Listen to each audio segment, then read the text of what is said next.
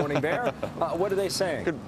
Well, good morning, Bill. It will come as a surprise to no one that there is a absolute consistency between the appraisal of the Democratic National Committee and the White House. The two work together on all things politics. Robert Gibbs told us, you know, in Virginia and New Jersey, those races were decided on statewide issues, local issues, and there wasn't a referendum on President Obama. And as Robert Gibbs told us, voters in both states were concerned about the economy.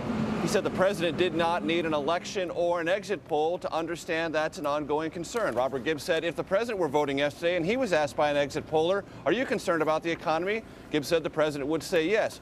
All of that is consistent. All of that has a degree of truthfulness to it, but it ignores a couple of important facts. First of all, the White House, through the Democratic National Committee, poured more than $6 million into the Virginia gubernatorial race, and Democrats were thrashed there. The president went to New Jersey 3 times, made 5 stops for John Corzine, and the DNC, with the White House approval, put $3.5 million into that race.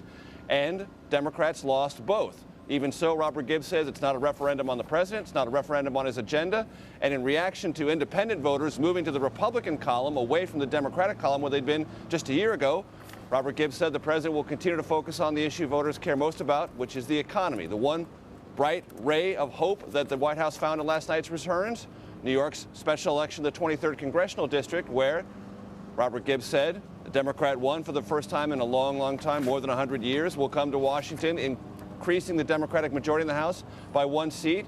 And Robert Gibbs said, so in the context of our legislative agenda, we've got one more Democrat probably voting on our side, and we'll take it.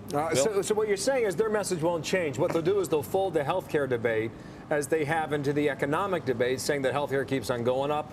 That's part of it. You can't separate the two. But, you know, sometimes elections make politicians pivot on a dime. Based on your answer, it doesn't appear that that will be what the White House will do. Robert Gibbs was asked that question explicitly. He said, I don't think centrist Democrats are going to be spooked, and I don't think they're going to change the way they would vote based on these election returns. We will soon find out. Major, thank you from the North Lawn. Major Garrett right there from the